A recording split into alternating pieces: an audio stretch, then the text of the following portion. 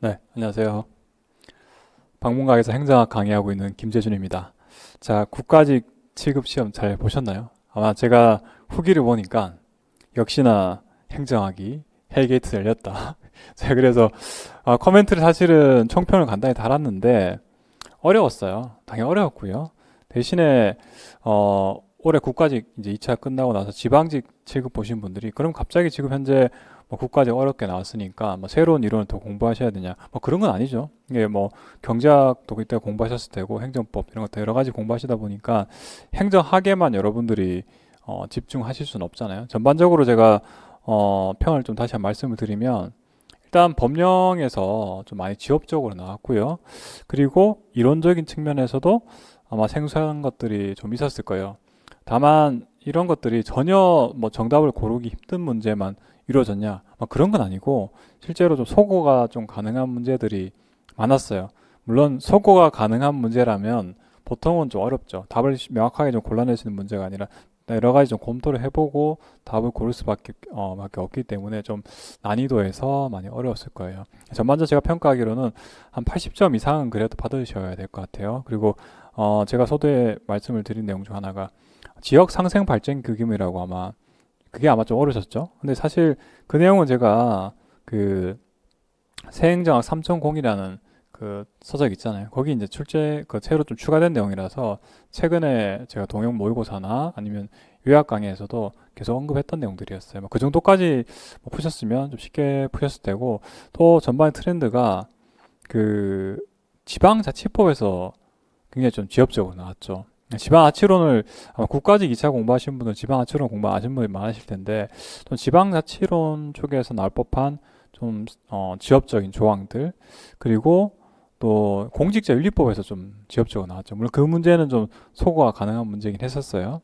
자, 그래서 전반적으로 난이도가 좀 어려웠다. 근데 작년 문제를 풀어보시면 아시겠지만 작년 문제도 쉽지는 않았어요. 전반적으로 국가직 7급 행정학은 올해하고 작년하고 좀 난이도가 예년에 비해서도 예전에 좀 어렵게 나올 때에 비해서도 쉬운 수준은 아니었다. 합격을 위해서는 대략 한 80점 정도. 80점을 제가 말씀드리면 다섯 문제를 전혀 모르는 문제가 한 6개 나오고 그 중에 뭐 확률적으로 기대값이란 개념이 있으니까 좀 찍었을 때 한 정도 맞춰도 생각하면 6문제를 전혀 모른다 정도 수준일 텐데 실제로 사실 뭐 그 정도는 좀 아니셨죠. 자, 그래서 하나하나 문제를 좀 살펴볼게요. 그나마 다행이었던 게 앞쪽에는 문제가 그래도 좀 쉽게 정답을 고르셨죠. 첫 번째 문제가 주인 대리인 이론에 대한 설명으로 옳지 않은 것은 뭐 대리인 이론이라고도 부르긴 하는데 볼게요. 경제적 능률을 중시하는 인간관을 바탕으로 한다. 이기적 존재임을 전제로 한다. 다 맞는 내용이죠. 아마 국까지 2차 보신 분들은 경제학을 공부하셔서 사실 이거 다 맞추셨을 것 같아요. 그래서 주인과 대리인의 목표가 상충되죠. 주인의 이득하고 대리인 이득이 다르다. 그렇기 때문에 주인 입장에서는 대리 손실이 나타나는 거죠. 그래서 X 비효율성은 정부 실패 요인 중 하나죠. 정부가 제한화 서비스를 독점적으로 제공하기 때문에 발생한 비율이죠. 전혀 관계없는 거죠, 한마디로. 그래서 문제는 정답 2번 간단하게 나오는 문제였고요. 그래서 효율성을 제약하는 요인 5가지 있었죠. 그래서 정보 부족, 그리고 정보의 비대칭성, 이게 크죠. 그리고 대리인이 양심적으로 행동하면 되는데 그게 아니죠. 기회주의적으로 행동한다. 최근에 7급에서는 이런 것들도 나오죠. 자산 특정성, 그리고 소수 독점, 이런 것까지도 최근에 출제가 되고 있어요. 참고하시고요. 두 번째 문제예요. 정책 평가의 유형에 대한 설명으로 옳지 않은 것이 나왔죠. 매우 간단한 문제였죠. 정답은 4번이죠. 형성평가는 집행이 종료된 후랬죠. 형성평가는 집행한 도중에 하는 평가죠. 그래서 집행이 종료된 후의 평가는 총괄평가라고 우리는 불러요. 총괄평가. 자, 그래서 정답도 간단하게 4번 나오죠. 세 번째 문제요. 근무 성적 평정 방법 나왔어요. 그 중에서 강제 배분법. 이것도 사실 똑같은 그 문제가 과거에 나왔던 내용이죠. 강제 배분법 어떤 거냐 이런 거죠. 평정이 이런 건 공무원들 성적 근무 성적을 평정할 때 이런 거잖아요. 예를 들어서 S, A, B, C. 그러다 보니까 뭐 S에 몰리거나 A에 몰리거나 혹은 C에 몰리거나 이런 몰리는 문제를 방지하기 위해서 비율별로 강제로 배분하는 거예요. S는 무조건 뭐 예를 들어서 뭐 15%, A는 또 그 다음 15%, B를 한 50%, C도 20%. 이런 식으로 강제로 배분하는 게 강제 배분법이죠. 그러니까 특정 부분에서 평정이 몰리는 것을 방지하기 위한 것들이죠. 자, 그러면은 이런 경우 문제가 뭐냐? 역산식 평정이 가능해요. 왜 그러냐면 이런 거야. 예를 들어 과장님이 평가하는 사람이 그 직원이 되게 마음에 들어. 그 직원이 굉장히 마음에 든 상황에서 이미 S를 주고 싶은 거야. S를 주고 싶으니까 이미 S로 낙점해놓고 그 다음에 점수를 주는 거야. 예를 들어서 뭐 90점 이상이면 뭐 S 등급인데 이미 S 등급을 준다고 내정을 해둔 다음에 거꾸로 점수를 주는 거야. 이게 역산식 평정 방법이고요. 이런 게 가능하고요. 그래서 관대화 경향, 뭐 관대화 경향도 되고요. 그리고 엄격화 경향, 집중화 경향 이런 것들을 방지하기 위한 게 강제 배분법이죠. 이 문제가 간단했죠, 그죠? 자, 그래서 정답은 1번이죠. 자, 네 번째 문제 볼게요. 정책 네트워크 모형에 대해서 출제됐죠. 정책 네트워크 모형은 이렇게 되죠. 정책 공동체랑 그리고 이슈 네트워크 이렇게 구성되어 있잖아요. 기존에 여기 나온 선지 3번에 나온 것처럼 하위 정부 모형, 그러니까 이익 집단하고 상임위원회 그리고 행정부처로 구성된 하위 정부 모형에서 여기 추가로 여기 전문가 집단, 여기는 각종 전문가 플러스 각종 이해관계자들. 자, 이걸 이슈 네트워크를 하죠. 정답은 2번이었죠. 그래서 정책 네트워크가 경계, 그러니까 어디까지가 바운더리냐 했을 때 공식 기관들이 결정하는 게 아니죠. 사실 여기 뭐 예를 보시면 민간까지 다 들어오죠. 정부의 공식 비공식 참여 다 들어오기 때문에 공식 기관들이 야 너도 여기까지 너네가 참여해라고 경계를 결정하는 게 아니라 상호 인지 과정에 의해서 결정이 되죠. 서로 인지 과정을 통해서 이런 경계가 결정되기 때문에 위치가 바뀌어 있어요. 그래서 정답은 2번. 아마 근데 여러분들이 뭐 상호 인지 과정 뭐 이런 거 용어를 잘 모르시더라도 공식 기관이 경계를 정한다. 이거 이상한 점을 바로 눈치채셨을 거예요. 왜냐? 애초에 비공식적 참여자, 비공식 참여자가 다 포괄하는 개념이기 때문에 경계가 개방적이다. 상대적으로 경계가 개방적이지 않다. 뭐 이렇게 공부를 하셨을 테니까 이 문제도 정답을 고르시는 데는 크게 무리가 없었을 것 같아요. 자, 다섯 번째.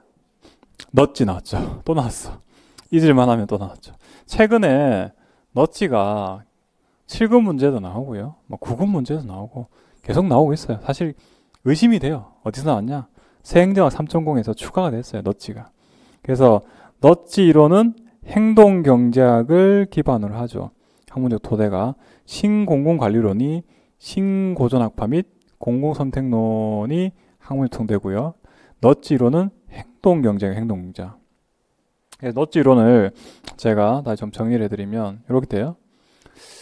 불확실한 상황에서 휴리스틱스가 이제 직관이나 상식으로 결정하는 거예요. 이 상황에서 유발하는 비합리적인 의사결정을 행동경제학에서는 행동적 시장 실패라고 해요. 그래서 넛지 이론에서는 어떤 거냐? 정부는 정책 설계자로서 기존의 규제나 경제적 유인과 구별되는 넛지 활용해야 된다고 강조를 해요. 제가 이 여러 가지 넛지 방법 중 이런 거 있죠. 이런 거예요. 과거에 가령 이런 거 생각해 볼게요. 정부 입장에서 보니까 보험에 가입시키고 싶은 거예요. 보험에 가입하는 게 통계적으로 이득이야. 통계적으로 이득. 굉장히 이득인데 일반 시민들이 이득임에도 불구하고 보험에 가입을 안 하는 거예요. 근데 사회적으로 봤을 때는 보험에 가입하는 게 이득이 사회보험이라 할게요. 사회보험에 가입하는 게 이득인데 과거에는 어떤 방법을 쓰냐면 공적보험, 사회보험에 가입하도록 의무화시킬 수도 있죠. 의무화시킬 수도 있고요. 아니면은 경제적 유인으로서 보조금을 주는 방법도 있어요. 근데 그거 말고 넛지를 쓰면 어떻게 쓰냐면 이런 거예요. 제가 뒤에 여기 디폴트 옵션 하면서 말씀을 드릴 텐데 이런 거예요. 공적보험 가입 하실 건가요? 예를 들어 예, 아니요.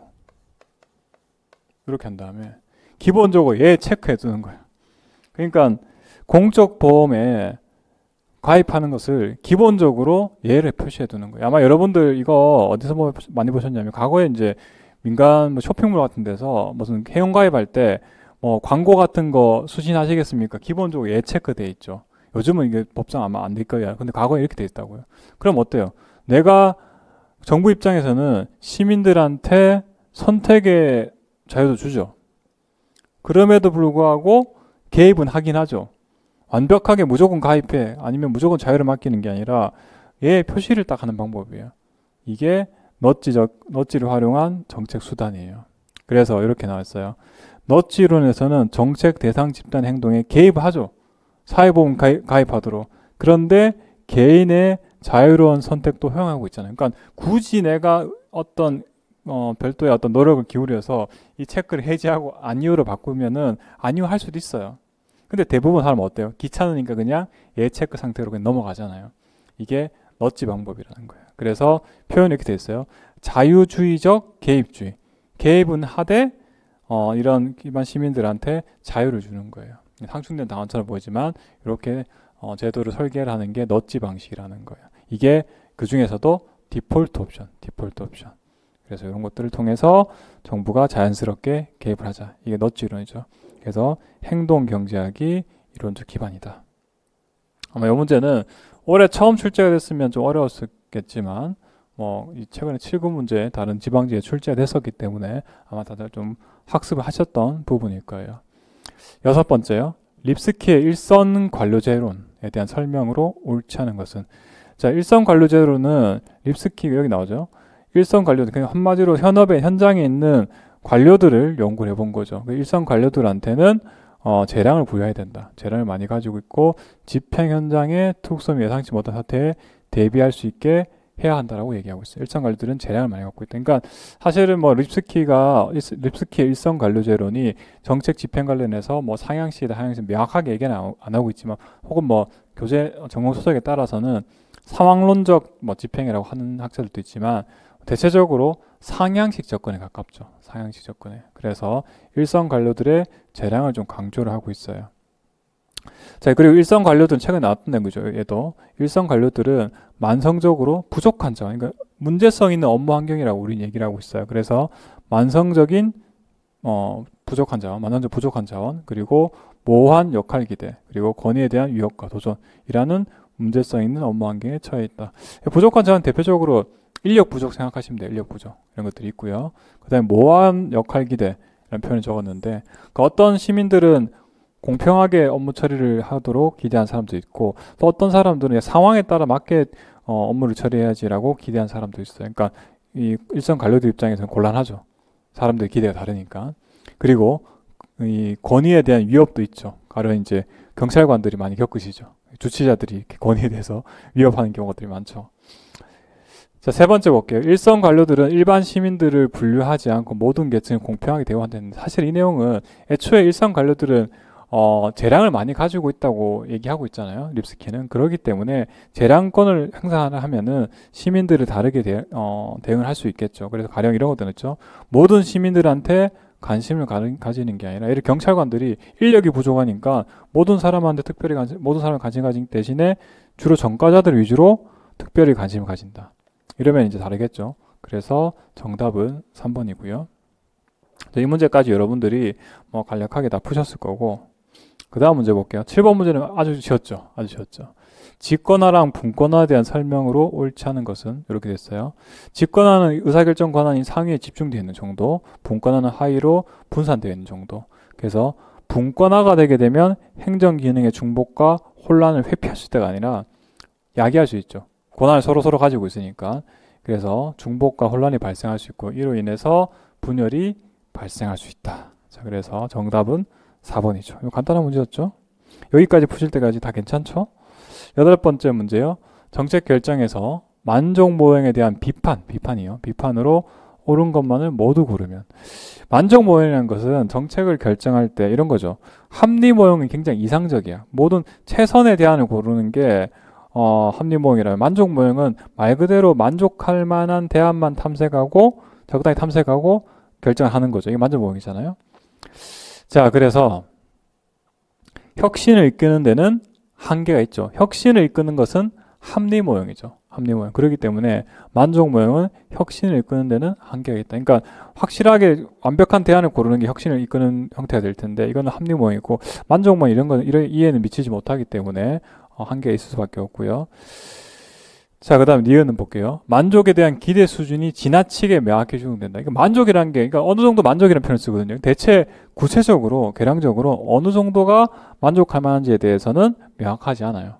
적당히 몇 개의 대안만을 순차적이고 무작위로 탐색한다.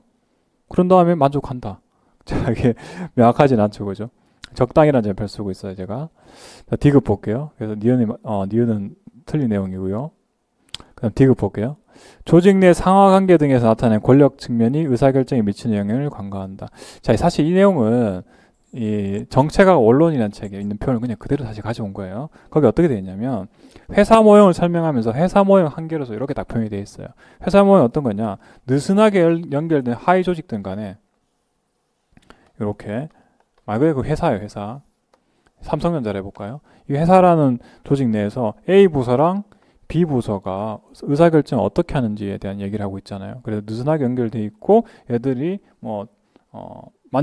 완벽하게 서로 만족할 만한 수준에 이르는 게 아니라 갈등의 준해결이라는 말을 쓰잖아요. 얘네들은 수평적으로 이루어진 이 하위 부서 간의 어떤 의사결정을 설명하고 있으니까 한계가 뭐냐? 조직 내 상하관계도 중요하잖아요. 상하관계. 근데 그 부분에 대해서는 간과하고 있다는 비판이 있어요. 그래서 회사 모형에 대한 비판이고요.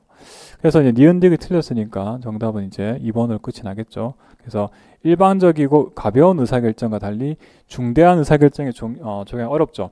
굉장히 중요한 의사결정인데 적당히 대안 몇 개 탐색해보고 결정할 건가? 아니죠. 모든 걸 최대한 많은 걸 탐색을 해보고 의사결정할 거잖아요. 그래서 이게 만족 모형의 한계일 수밖에 없겠죠. 그래서 기억, 리을. 여러분들 아마 똑같은 문제를 보신 적이 없더라도 어느 정도 유추가 가능한 문제였던 것 같아요. 자, 이제 9번째 문제 왔죠. 추세 연장 예측 기법. 제가 기본서에 디테일하게 다루진 않았고, 제가 7급 문제 풀이할 때는 사실 일부 설명이 드렸던 내용들이 있어요. 여러분들 좀 꼼꼼하게 공부하셨던 분들은 딱 하나 키워드 가지고 이 정답을 골라낼 수밖에 없는 문제였어요. 결론부터 말씀드리면 내 문제가 썩 쉽지가 않았다. 왜냐? 교차 영향 행렬 혹은 교차 영향 분석에 대한 내용을 여러분들이 좀 숙지를 하고 계셔야지만이 이거 정답 선지로 고를 수가 있을 거예요. 이동평균법이나 지수평활법은 추세영장 기법 중 하나가 맞아요. 근데 이걸 여러분들 이해하실 필요는 없어요. 대신에 교차 영향 행렬에 이게 추세연장 예측 기법이 아니다라고 정도는 여러분들 알고 계셨어야 돼요. 그죠? 그래서 요거는 아마 출제가 여러 번 됐던 이 내용이라서 요걸 알고 계셨으면 푸는 문제였죠. 자, 추세연장 기법은 미래연장 예측 방법 중에 아주 간단해요. 특히 이제 추세연장 기법 중에 시계열 자료, 시간의 흐름에 따른 자료를 시계열 자료라고 해요. 시계열 자료. 그래서 시간이에요. 가로가 시간이에요. 여기가 여기 출제됐던 예시를 써볼까요? 인구 혹은 경제를 할까요? 경제라고 퍼센테이지를 한 3% 잡을까요? 가령 2010년에 우리나라 경제 성장률이 한 3%쯤이었어. 그 다음 2001년 있다가는 한 3.1%였어. 2001년, 2011년 이런 식으로 쭉 했어요. 이제 2023년도죠. 대략적으로 딱 맞지는 않지만 대략적으로 과거의 데이터를 보고 추세를 보니까 매해 한 0.1씩 올라가는 것 같아요. 경제 성장률이 이런 식으로. 지금 물론 실제로 그렇진 않죠. 여기 되죠. 그러면은 2024년에는 얼마일까? 쉽죠. 올해보다 0.1% 정도 더 증가하겠구나. 그래서 추세를 말 그대로 연장해서 미래를 예측하는 기법이죠. 시간의 흐름에 따른 자료인 시계열 자료를 가지고 미래를 예측해본 방법이죠. 자, 그래서 과거로부터 현재까지 자료 맞죠? 과거로부터 현재까지 자료를 가지고 미래를 예측한 거고요. 그 다음에 세 번째 볼게요. 지속성이나 규칙성, 신뢰성, 이 자료 자체의 신뢰성이 타당성이 충족돼야 되죠. 이게 계속 될 거란 가정이 필요한 거잖아요. 그죠? 그렇기 때문에 맞는 내용이고요. 그 다음에 선지 4번 또 말씀드렸던 내용이죠. 그래서 뭐 인구 감소가 혹은 인구 증가 어떻게 될 건지, 추세가 경제 성장이 어떻게 될 건지, 기관의 업무량 변동이 과거부터 현재까지 이러니까 미래 어떻게 될 건지, 이런 것들에 다 활용할 수 있죠. 가장 직관적인 방법이긴 해요. 자, 그런데 선지 2번의 교차 영향 행렬은 우리가 소위 말하는 판단적 예측 기법이에요. 판단적. 그래서 계량적 예측 기법, 추세 연장 기법이 대표적인 계량적 예측 기법이라면 이 교차 영향 행렬은 어떤 연구자의 판단적인 예측 기법이다. 그래서 이게 정답이 2번이고요. 자, 교차 영향 행렬 예시만 볼게요. 예시만 제가 간단하게 하나 가져왔는데, 가로랑 세로랑 잘 볼게요. 가로 보니까 유류 가격 인상, 도시 인구 집중, 그리고 범죄 증가, 정동차 생산. 만약에 유류가 전후예요. 먼저 유류 가격이 인상된다면 도시 인구 집중이 더 될 것인지 안 될 것인지, 앞에 선행 사건이 후행 사건에게 어떤 영향을 미치는지 분석하는 게 교차 영향 행렬이에요. 지금 제가 이렇게 만들어놨죠. 그래서 유류 가격이 인상되니까 어때요? 도시 인구 집중이 만약에 이 유류 가격 인상이나 변수가 없으면은, 선행 사건이 없으면은 그냥 0.5인데 0.7이 됐어요. 즉 유류 가격 인상은 도시 인구 집중의 플러스 요인, 더 집중이 된다는 얘기고요. 그 다음에 범죄 증가 측면이에요. 유류 가격 인상하면은 만약에 범죄 증가 측면에서는 0.6이 기준인데 0.8, 즉 유류 가격 인상은 범죄 증가에 더 큰 영향을 미칠 수 있다. 정의 영향을 미친다. 이제 그리고 전동차 생산이에요. 유류 가격 인상이 되면은 기존에 0.2였는데 정동차 생산 측면에서도 0.5가 됐죠. 더 플러스 요인이 정의 영향을 미친다는 거죠. 유류 가격이 오르면은 전동차 생산이 더 크게 올라가더라. 자, 이제 반대적인 상황을 좀 볼까요? 반대의 상황. 도시 인구가 집중이 되면은 유류 가격이 인상할까? 근데 원래 기준이 0.5인데 0.4가 됐죠. 즉 도시 인구가 집중이 되면은 유류 가격은 하락한 쪽으로 보인다는 거죠. 그 인상폭이 줄어든다는 얘기도 되겠죠. 그리고 도시 인구 집중이 되면 범죄 증가가 기준이 0.6인데 얘보다 더 늘어나죠. 0.7로 되죠. 그래서 점점 범죄 증가율은 더 크게 정해관계가 있다. 그리고 전동차 생산 측면이에요. 0.2인데 0.4가 됐죠. 도시 인구 집중은 전동차 생산에 더 큰 정의 영향을 미친다. 자, 이렇게 구분이 되는 거죠. 자, 한번 하나 더 해볼까요? 범죄 증가를 할까요? 전동차 생산 이거 해볼게요. 전동차 생산이라는 선행 사건이 있으면 유류 가격에 어떤 영향을 미칠까? 유류 가격의 인상 측면에서는 오히려 정이 아니라 이제 반대 효과를 좀 가져오겠죠. 그래서 전동차 생산이 선행 사건이 있으면은 유류 가격은 좀 더 줄어들 것이다. 인상 측면은 완화가 될 것이다. 도시 인구 집중 측면은 별 차이가 없죠. 똑같죠. 0.5. 자, 도시 인구 집중에는 영향을 미치지 않는다.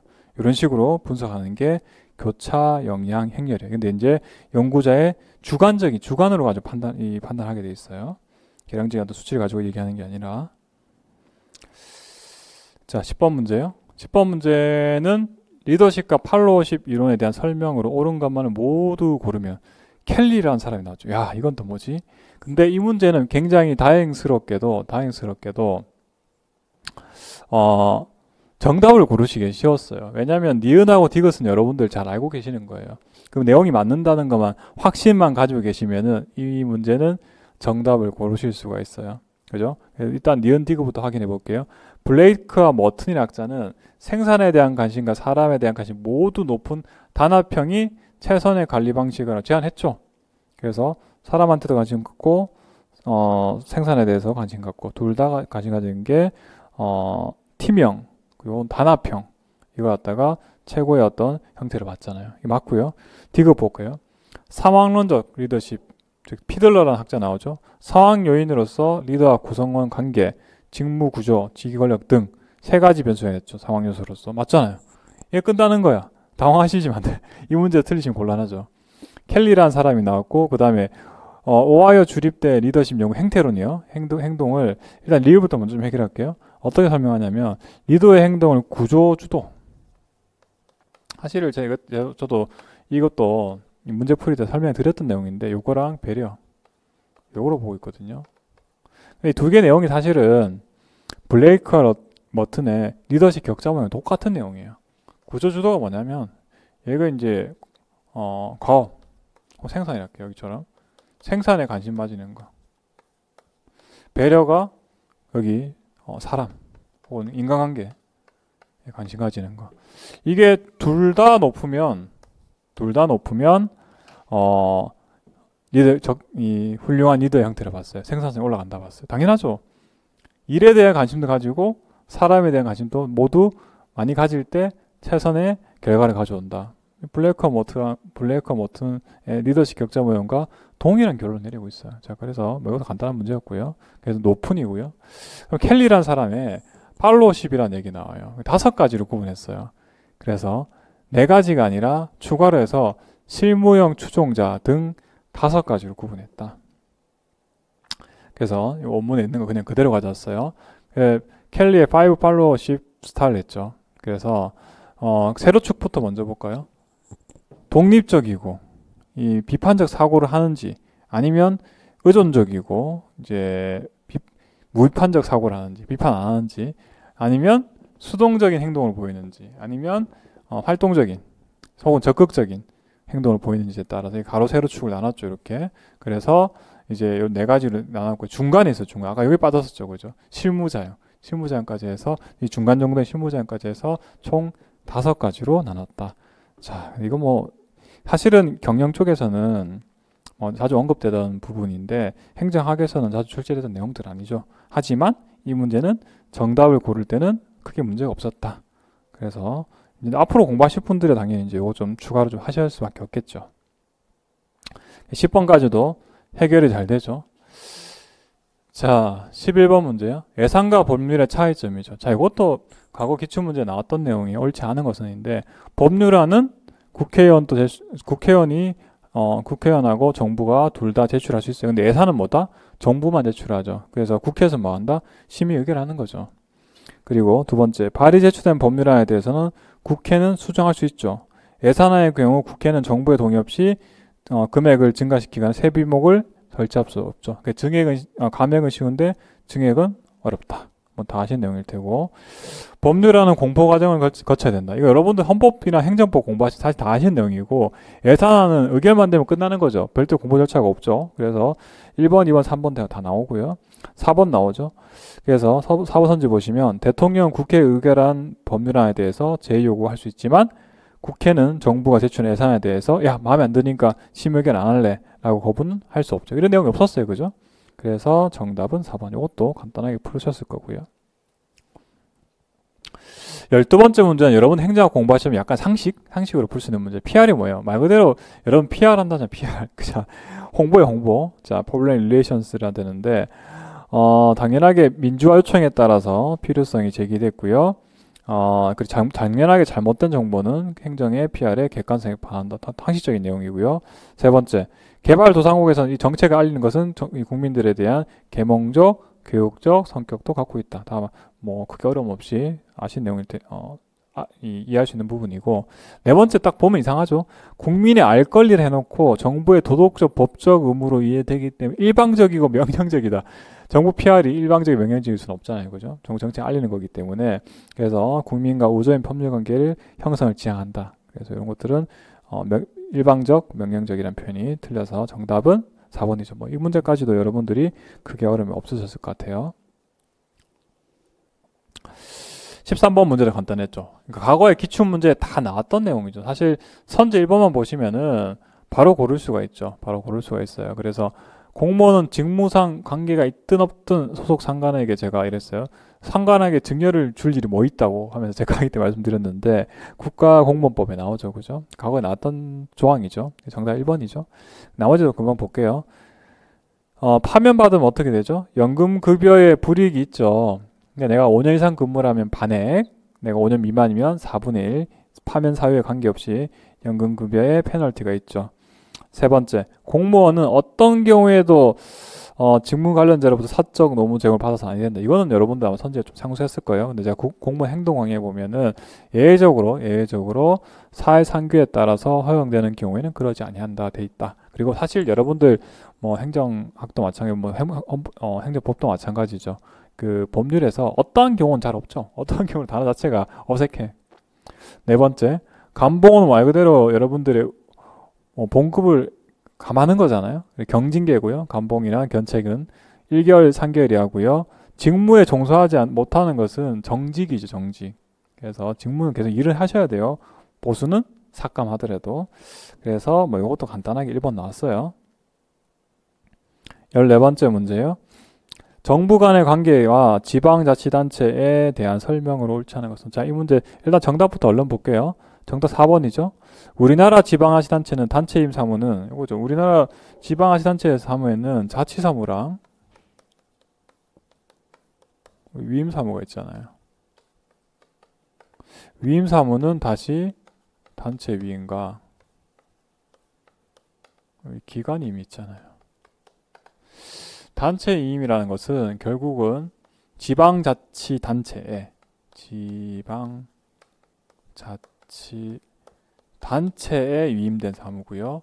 기관임은 지방자치단체의 장에게 위임된 사무죠. 집행기관의 장에게 위임된 사무예요. 그래서 단체임 사무는 이렇게죠.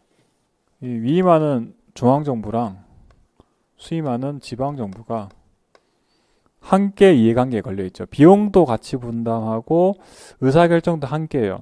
의사결정을 함께 한다는 말은 뭐냐면 지방자치단체라고 했잖아요. 여기 지방자치단체는 의장과 지방의회로 구성되어 있죠. 지방의회 가장 중요한 기능이 의결 기능이잖아요. 의사결정하는 기능이잖아요. 그래서 단체임 사무 같은 경우에는 중앙과 위임하는 기관하고 수임하는 기관이 의사결정을 함께 할 수가 있어요. 그렇기 때문에 지방의회가 그 처리에 당연히 관여할 수 있다가 맞는 표현이고요. 기본적으로 기관이인 같은 경우에는 원칙적으로 이 지방의회가 관여하기 어렵죠. 왜냐? 그 수임기관인 지방자치단체 장이 집행기관으로서 위에서 시키는 대로 하는 거죠. 자, 그래서 정답 4번. 뭐 간단한 문제였죠. 나머지 좀 볼게요. 라이트는 미국의 연방정부 그리고 주정부, 지방정부 간의 관계를 세 가지 형태였죠. 세 가지 형태로 구성을 했죠. 이건 뭐 최근에 지방직 구분 문제에도 출제가 됐던 얘기죠. 그래서 각각 아니면 뭐 연방정부 안에 주정부 안에 지방정부 간인 뭐 내포 권형이 있고요. 그리고 서로 겹쳐 있는 중첩 권형이 있고 아니면은 동등 권형으로 해서 연방정부랑 주정부는 독립이 되어 있고요. 주정부 안에 지방정부 들은 형태 세 가지가 있었고요. 엘콕은 대리인 모형 이미 이 이름에 적혀 있죠. 중앙정부의 대리인으로서 지방정부를 얘기하고 있죠. 그래서 지방정부는 중앙정부의 통제하에 있다는 모형이 대리인 모형이고요. 그래서 당연히 자율성이 제약되죠. 그래서 얘랑 상반되는 개념이 동반자예요. 동등한 관계. 세 번째, 우리나라의 지방자치단체의 자치조직권은 지방자치법의 위임에 따라 제정된 대통령령의 제약을 받는다. 그 대통령령이 이거예요. 지방자치단체 행정기구와 정원 등에 관한 규정이 있어요. 어렵죠. 이거 여러분 아실 필요가 없어요, 사실. 왜냐? 4번 선지가 명확하죠. 물론 지방자치론 공부하신 분은 사실 아시는 내용인데 행정안전부, 특히 행정안전부에서 지방자치단체 행정기구나 정원 등을 다 통제를 하고 있어요. 무조건 이게 뭐 기구를 확대를 할 수가 없게 대통령령으로 중앙에서 통제를 하고 있다. 자, 15번째 문제요. 국가재정법에 규정되지 않은 재정제도는 사실 제가 기본서에는 애초에 국가재정법을 다 담아놨기 때문에 제 기본서로 학습하신 분들은 이거 바로 고르셨을 거예요. 재정준칙. 최근에 출제됐었죠. 7급 문제 출제됐던 재정준칙인데 재정준칙이란 채무, 수지, 수입 등에 대해서 총량적인 목표치를 법에 픽스해 놓은 거예요. 예를 들어서 채무준칙이랄까요. 그러니까 예를 들어 우리나라 채무준칙이라서 우리나라의 전체 채무는 1,000조 원을 넘지 못한다. 법률로서 딱 명시를 해둬버리면 어때요?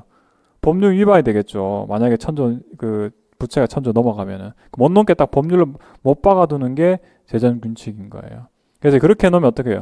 채무가 늘어나는 것을 막아둘 수가 있는 거예요. 근데 현재 우리나라 국가재정법에는 재정준칙 내용은 없어요. 대신에 법제화하려고 노력 중이다. 논의 중이다. 그래서 현재 우리나라는 재정준칙이 법제화되진 않았어요. 그리고 총액 계상 예산, 총사업비, 국가재정운영계획 이건 국가재정법 다 있는 내용들이죠. 기존에. 정답은 1번이죠. 자, 그래서 오늘 국가재정법을 전반적으로 공부하신 분들이면 그게 어렵지 않게 해결했던 문제 같아요. 자, 16번째 문제요. 정책 집행을 주어진 정책 목표 달성을 위한 수단적 행위로 하는 접근 방법. 그냥 하향적 접근 방법을 라고 단편적으로 내기 그래서 설명해 놨죠. 하향 접근 방법이죠. 정책 집행은 하향적 접근 방법, 그리고 상향적 접근 방법, 그리고 통합형, 뭐 이렇게 세 가지로 나눌 수가 있잖아요. 그 중에서 이제 그에 대해 옳지 않은 것은 있는데 선지 정답이 3번이죠. 그래서 정책 및 정부 및 민간 프로그램에서 의도하지 않은 효과까지 분석할 수 있는 장점은 상향적 바텀업이죠. 상향적 접근에 대한 설명이죠. 뭐 나머지 것들은 다 출제가 했던 내용들이니까 어렵지 않게 다 해결하셨을 것 같아요. 개인적으로 17번이 좀 어려웠어요. 그죠? 자, 이게 올해 인사 파트에서도 어렵게 나온 게 이런 법령에서 지엽적으로 출제를 해버렸죠. 공무원 직장 협의에 관련해서 아마 그 기출문제 있긴 해요. 있긴 한데 뭐 문제를 많이 풀어보신 분이 한 번 정도 이 조항을 보셨을 것 같아요. 직장 협의회는 하나의 기관에 하나의 협의회만 설치가 가능해요. 근데 이 법 자체가 근데 자주 출제된 법이 아니었잖아요. 그래서 기억 탈락. 니은 휴직은 신분은 보유하면서 일시적으로 해제하는 거죠. 그래서 휴직을 명할 수도 있고요. 본인의 원에 따라서도 휴직을 할 수가 있어요. 사실 이것도 뭐 자주 언급되던 내용은 사실 아니었죠. 니은은 맞는 내용이고요. 그 다음 디귿도 그렇죠. 소총심사위원회를 통해서 징계에 대해서 구제를 신청할 수 있다. 맞죠? 소총심사위원회 결정이 처분청을 기소한다는 여러분들 잘 아시고 계시죠? 소총위는 기소하나? 예를 들어서 소총심사를 청구했는데 결정이 어떻게 되냐? 파면 났어. 그러니까 억울하잖아요. 억울해서 내가 불복하고 싶어. 그러면 소총위는 뭐 하면 되죠? 행정소송을 제기하면 되죠. 그렇기 때문에 소총이 모두를 기소한다 표현이 틀린 거예요. 조금 유추가 필요한 부분이죠, 표현이. 그래서 디귿은 틀린 거. 그 다음 15임명인데 물론 이 국가공무원법에 있는 15임명도 제가 과거 출제했던 내용들만 기본적으로 다시 담긴 있는데 만약에 자질이 부족하면 면직 가능해요. 뭐 관련 법률 조항이 있긴 하지만 이것도 조금 맞나 조금 고민하셨을 것 같아요. 자, 이런 문제가 사실 개인적으로 이번 시험이 좀 어려웠던 것 같아요. 정답은 3번이고요. 18번째 문제죠.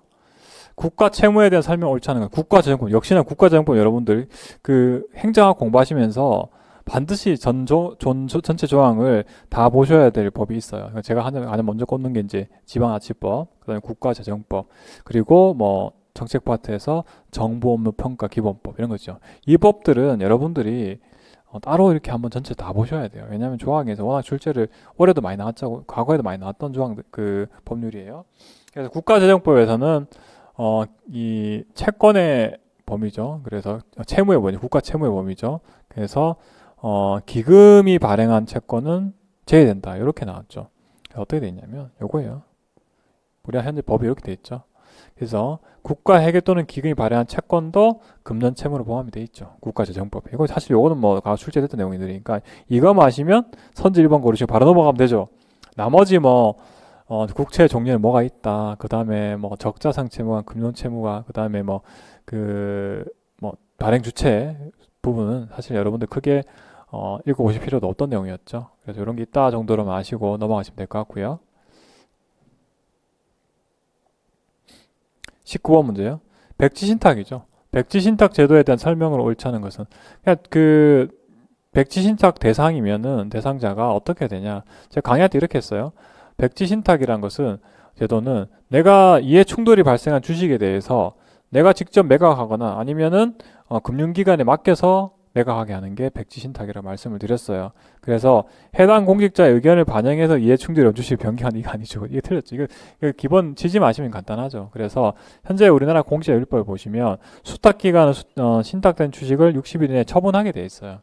내가 해당 공직자가 스스로 매각하든지 아니면 백지신탁 맡겨야 돼요. 백지신탁의 말 자체가 애초에 이해 충돌을 방지하기 위한 제도가 주식 백지신탁 제도잖아요. 그렇기 때문에 공직자 의견을 반영할 필요 전혀 없이 무관하게 해야 되기 때문에 선지 4번이 정답이죠. 아마 이것도 그 기본 취지 마셨으면 앞에 선지 내용들이 맞나 안 맞나 고민하시다가 네 번째 선지 보시고 바로 옳지 않구나 판단하셨을 것 같아요. 20번 문제. 또 그니까 특정 법률에서 이게 너무 이렇게 지엽적으로 많이 나와버리니까 올해 시험이 어려웠죠. 마찬가지죠. 공직자윤리법상 재산 등록에 대한 내용은 옳지 않은 것인데 좀 지엽적이었어요. 첫 번째 선지가 정답인데 나머지 틀린 거를 소거할 수밖에 없었어요. 혼인한 직계비속인 여성이 소유한, 그러니까 시집간 딸이죠, 한마디로. 자, 혼인한 직계비속인 여성이 소유한 재산은 포함된다, 제외된다. 사실 이게 조금 지엽적이고요. 출제가 출제 한 번 됐긴 했는데 좀 지엽적이었고, 세 번째 선지도 마찬가지죠. 공직자가 등록 의무자가 된 날부터 3개월, 아니 2개월이에요. 2개월이 되는 날 말일까지. 예를 들어서 오늘이 만약에 2월 15일이다. 그러면 2개월이 되는 날이면 4월 15일이죠. 그 달 4월 말일까지 등록해야 된다. 근데 3개월 해놨고요. 근데 요거 비슷한 거 나온 적이 있어요. 퇴직한 공직자도 이렇게 2개월로 나왔었죠. 그래서 조금 그거 기억하셨던 분들이면 그래도 좀 유치하지 않았을까. 물론 쉽진 않아요. 네 번째, 대학교 학장은 의무자가 아니다. 의무자예요. 그래서 재산 등록이라 했잖아요. 재산 공개가 아니라 등록 의무자에는 포함이 되죠. 요거는 아셨을 것 같아요. 그럼 결국은 이제 이 중에서 좀 고르셔야 되는데 문제가 좀 지엽적이었다. 21번째 문제요. 역시 지방자치법 물어봤죠. 이 문제는 사실은 행정학을 공부하신 분들한테는 굉장히 어려웠던 문제 같아요. 근데 지방자치론은 사실 같이 공부하신 분은 또 쉬운 문제야. 지방자치론은 워낙에 자주 나왔던 내용이라서 지방의회 정례는 이해하게 됐는데 모르면 방법이 없죠. 방법이 없어요. 그래서 여러분들 지방자치법이랑 국가재정법은 전체 조문을 한번 다 보실 가치가 있다. 22번째 문제예요. 재정 투명성에 대한 설명을 옳지 않은 것도. 얘는 또 국가재정법 문제잖아요, 사실은. 그래서 투명성이라는 내용을 의미한다. IMF 재정 투명성 규약. 얘 뭐야? 그죠? 물음표. 근데 답이 좀 명확했어요. 얘도 이제 국가재정법 내용인데 재정정보 공개가 돼 있죠. 공개를 해야 되죠. 공공 부분을 제외한, 이미 말이 좀 이상하죠. 공공 부분도 포함을 해서 매년 1회 이상 투명하게 공표하도록 규정하고 있다. 물론 제 기본서에는 제가 국가재정법은 워낙 사랑하니까 다 담아놨어. 한번 읽어보신 분들은 푸셨을 거예요. 근데 1회라는 대신에 2회 적어놨으면 좀 쉬웠는데 이걸 제외한이라는 표현 때문에 조금 까다로울 수도 있었을 것 같아요. 23번째 문제 생소하셨죠? 정부 신뢰. 직관적으로 신뢰란 말은 여러분들이 잘 이해를 하셨을 건데 받아들였을 건데 정답 일단은 선지 2번이고요. 니은이죠. 니은. 정부 신뢰의 종류 두 가지가 있어요. 신탁적, 맡기는 거. 그러니까 국민들이 일방적으로 믿는 거야, 정부를. 이게 신탁적 신뢰고요. 상호적 신뢰는 서로 교류하면서 발생한 신뢰가 상호적 신뢰예요. 그래서 이런 신탁적 신뢰는 비대칭적 관계에서 형성이 되는 거예요. 비대칭. 그래서 요거는 추가로 좀 아시면 될 것 같고, 나머지 기억은 여러분들이 굳이 정부 신뢰라는 개념을 대략적으로 그냥 의식적으로만 인식을 하셨더라도 그냥 도덕성 확보, 일관성 유지, 정부 역량, 이렇게 되겠구나 정도는 유추가 가능했을 것 같고, 디귿도 수기민주주의는 여러분들 과거에 제가 모의고사 출제했던 내용들인데 한마디로 심도 있게 검토하는 거잖아요. 자, 깊이 있게 생각하고. 그래서 공론조사. 그래서 일반적인 여론조사가 아니라 공론조사라는 개념이 있죠. 공론조사. 그래서 그냥 전화 걸어서 이 정책에 대해서 찬성하시나요, 반대하시나요가 아니라 시민대표란 딱 해가지고 토론도 하고요. 전문가 의견도 들어보고 의견을 제시하게끔 하는 게 수기민주주의에 해당하죠. 정답은 선지 2번이고요. 조금 어려웠어요. 얘도 마찬가지로. 24번째 문제가 지방재정에 대한 설명을 옳지 않은 것은, 제가 요건 딱 특강할 때도 하고요. 동영 때도 최근에 출제를 했었고요. 제가 동영모의고사 엄청나게 많이 낸 것처럼 처음 들어보신 분들 그렇게 생각하시지만 저는 동영모의고사 한 100문제밖에 안 냈어요. 그게 들어가는 내용이었고, 지역상생발전기금은 간단한 내용이에요. 수도권 있죠. 수도권 지방자치단체에 귀속되는 지방소비세를 다른 지방자치단체하고 같이 나눠 가지는 거예요. 왜 그럴까요? 수도권 집중화 현상이 심하니까 다른 비수도권 지방자치단체에 불만이 많잖아요. 특히 대기업들이 수도권을 몰리니까 그거에 대해서 수도권 지방자치단체 야 그러면 우리가 조금 이런 거 좀 줄게 하고 만들어낸 게 지역상생발전기금이에요. 그래서 지방자치단체 간에 수평적인 거예요. 그래서 정답은 4번이고 이거 모르시면 이제 속아할 수밖에 없어. 부동산 교부세는 일반 교부세 중에서 맞죠? 일반제어 맞죠? 특정 제한이 아니라 일반제어 맞는 내용이고 내국세 및 일반 교육세, 내국세 및 교육세 일부는 지방교육재정부담금 재원이다. 아, 이거 좀 어렵죠, 이런 것들. 뭐 지방아치론 공부하신 분들 읽어보신 내용이 텐데 좀 어렵고. 그 다음에 아까 제가 항상 예시드는 게 특별회계 중에 지역균형발전 특별회계. 이거 근데 언제 생긴지 어떻게 알아요? 모르지. 사실 이 문제는 지역상생발전기금을 정확하게 알고 계셔야지 풀 수가 있는 문제였어요. 마지막 문제요. 야, 이건 또 뭔가 싶죠. 그죠? 정보기술 활용을 통해서 업무 처리 절차를 근본적으로 개선한다.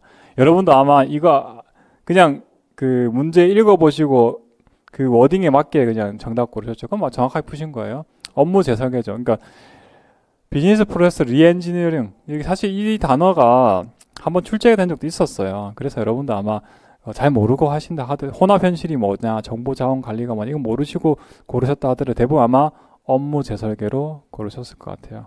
제가 뭐 혼합 현실하고 정보 자원 관리, 제3의 플랫폼, 특히 제3의 플랫폼 저도 참 찾아봤어요. 이게 뭔가 싶어가지고.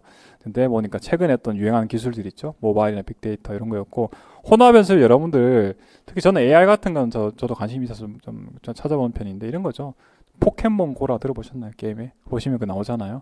그 실제 화면이 나오고 중간에 이게 그 가상의 어떤 캐릭터들과 같이 겹쳐져 있잖아요. 이게 이제 대표적인 증강현실 케이스죠. 이런 게 있었고요. 정답은 2번이죠. 나머지 좀 읽어보시고 사실은 뭐 이런 정보와 관련 파트는 여러분들이 상식 가지고 대응할 수밖에 없는 것 같아요. 워낙에 주제 범위가 광범위하기 때문에 뭐 출제된 부분 문제 위주로만 확인하시면 될 것 같아요. 자, 25문제에 대해서 제가 간략하게 좀 말씀을 드렸는데 뭐 공부 방법이 갑자기 바꾸실 필요는 없어요. 가장 출제됐던 문제 위주로 좀 철저하게 속을 하시려면 철저하게 아셔야겠죠. 기존 기출문제 잘 학습하시고요. 지금 장시간 동안 강의 듣느라 고생하셨습니다. 네, 감사합니다.